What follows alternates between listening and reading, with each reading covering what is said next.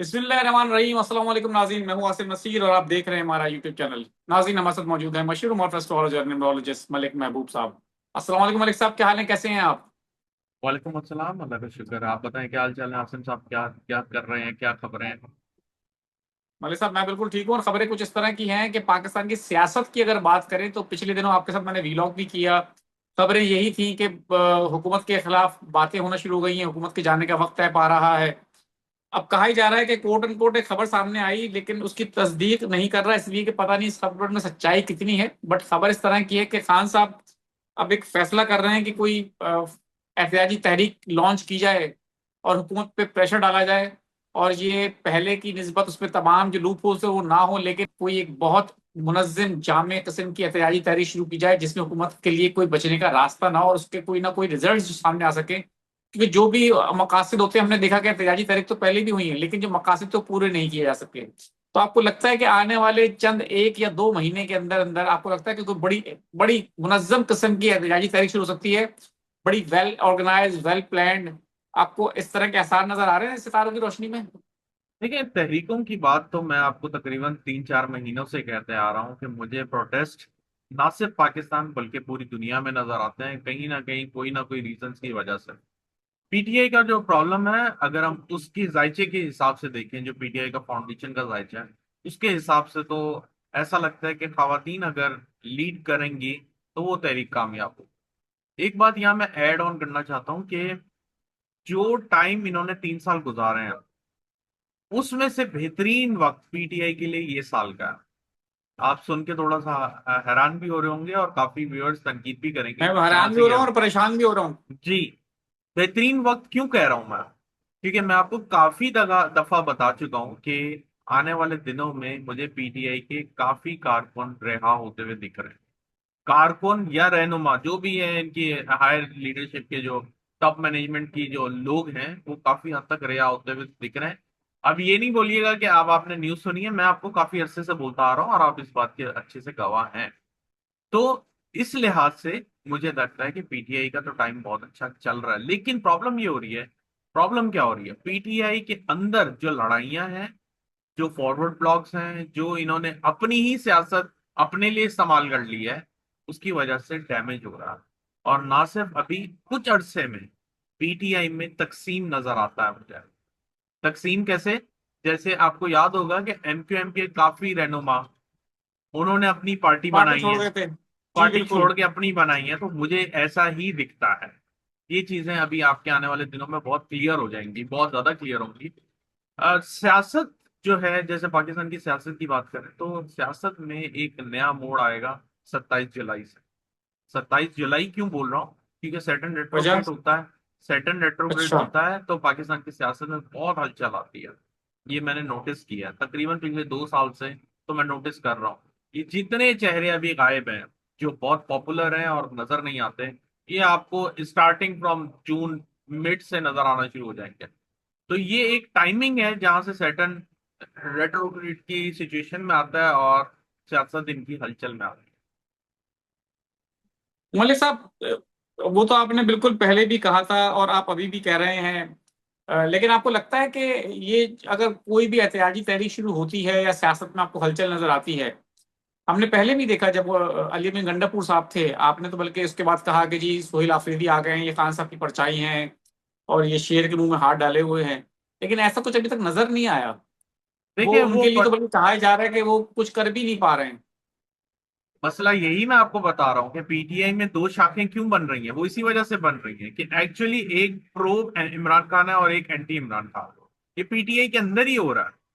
एक इमरान खान के विजन को लेके चल रहे हैं और एक इमरान खान की विजन के अगेंस्ट में खड़े हैं।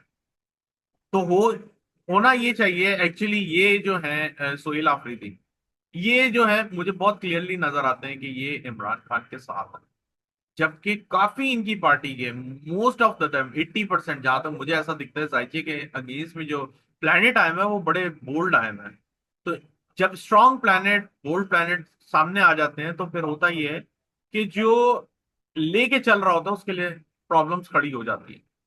तो अगर अगर ये कुछ नहीं कर पा रहे हैं तो इसका मतलब ये नहीं है कि ये करना नहीं चाह रहे हैं।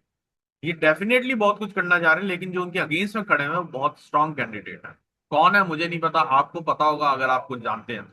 स्ट्रांग कैंडिडेट होने की वजह से उनकी मूवमेंट को रिस्ट्रिक्ट किया हुआ। इस वजह से अनकरीब ऐसा लगता है कि पीटीआई में से दो ग्रुप्स बन जाएंगे जो इनको आगे लेके चलते हुए नजर आएंगे। तो पीटीआई, मैंने आपको बहुत दफा बोल चुका हूं और वापस बता रहा हूं कि पीटीआई वो पीटीआई नहीं है जो खान साहब के दौर में थी। क्योंकि ठीक है। इस पार्टी को हैंडल करना या इसको लीड करना सिर्फ इमरान खान के हाथ में ही नहीं, तो फिर लीडरशिप में खवातीन आ जाए फिर ये सब नॉर्मल हो जाएगी। क्योंकि हमें प्लैनेट के एलिमेंट से पता चल जाता है कि इस पार्टी को मार्स हैंडल कर पाएगा या वीनस। इस पार्टी को मार्स कभी भी हैंडल नहीं कर पाएगा। मार्स सैटर्न की नहीं बनती। जो एस्ट्रोलॉजी को जानते हैं वो बहुत अच्छे से जानते होंगे, मार्स सैटर्न आपस में टकराते हैं। सैटर्न वीनस जो है वो नॉर्मली अच्छे कॉम्बिनेशन में काउंट होते हैं और वो उसको आगे लेके चल सकता है। इसलिए अब आपको मैंने आप क्लैरिटी बता दी है। काफी लोग तनकीद करते हैं क्या खवातीन खवातीन खवातीन, इसलिए बता रहा हूं क्योंकि उस चीज से जो उनके ग्रुपिंग होगी या एक तरह से एक टीम की तरह चल पाएंगे, वो खवातीन से चल पाएंगे, नहीं तो फिर खान साहब।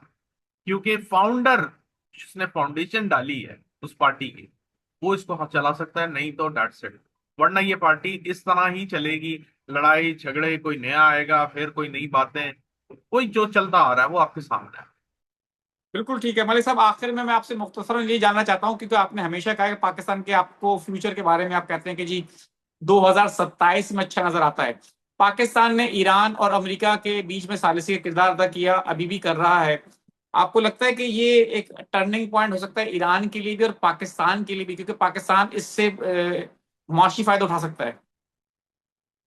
देखिए मैं आपको एक बात बताऊं, पाकिस्तान के पास बहुत ऐसे मौके आए हैं। ये तो अब अवेयरनेस आ रही है तो लोग आवाजें उठा रहे हैं, वरना ऐसे मौके बहुत गुजरे हैं। अलबत्ता अगर जायचे के हिसाब से देखें तो जी हाँ, 2027 में, वो भी आखिर में, अभी नहीं आखिर में। तो अगर ये कुछ यहाँ पे कोई एग्रीमेंट एमओयू साइन भी होते हैं, तो ये जाके रिजल्ट आपको अगले साल के आखिर में मिलेगा।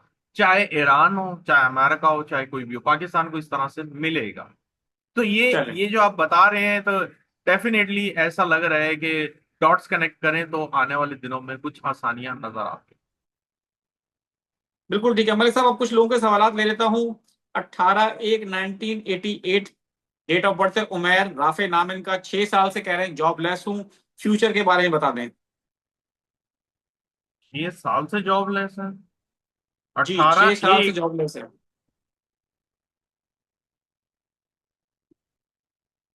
एक तो ये अपने गुस्से पे और जज्बात पे काबू पाए, वरना इनके लिए प्रॉब्लम बढ़ती जाएगी। ये साल बहुत अच्छा है, स्पेशली जो स्टार्ट हुआ है, इनको मेहनत करनी पड़ेगी। लेजी होंगे तो कभी भी कामयाब नहीं। बिल्कुल ठीक है।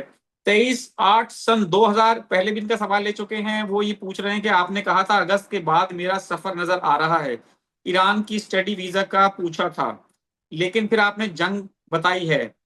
वो जंग भी आपके साथ साथ आप ये भी कह रहे हैं ना कि पॉज है फिर जंग हो जाएगी, तो वो पूछ रहे हैं मेरा क्या बनेगा, जाऊंगा नहीं जाऊंगा क्या होगा? अगस्त के बाद अच्छा तो हो जाएगा, लेकिन जाने के इम्कान तो बनेंगे। ऐसा कुछ भी नहीं है, हर अब वहां पे भी तो लोग रह रहे हैं ईरान में, ऐसा कौन सी नहीं पाता।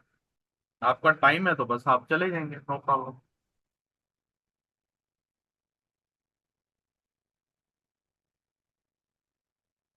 ठीक है।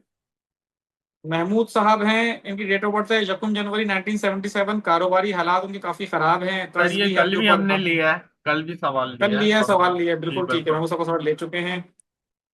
अ, अच्छा, 9 फरवरी 1985, वो कह रहे हैं कोई प्लीज कोई करियर एडवाइस दें, I am working in Dubai, लेकिन क्या मैं पाकिस्तान में सेटल हो सकता हूं? और अगर मैं यूरोप या किसी और कंट्री में सफर करता हूं तो नजर आ रहा है क्या? प्लीज कोई बताएं इस बारे में, वो करें। देखिए मेरे ख्याल से आप अभी वहीं पे रहें, यूरोप वगैरह का सोचें। बैक होम के नंबर नहीं है और ये साल अ, अच्छा रहेगा आगे चलकर। बिल्कुल ठीक है मलिक साहब, बहुत बहुत शुक्रिया हमें वक्त देने के लिए। नाज़रीन, यहाँ हमारे वीलॉग का वक्त खत्म हुआ। मुझे और मलिक महबूब साहब को दें इजाजत। आखिर में हमारा वही पैगाम है, मुस्कुराएं, प्यार बांटें और अपने आसपास के लोगों का ख्याल रखें। अल्लाह हाफिज।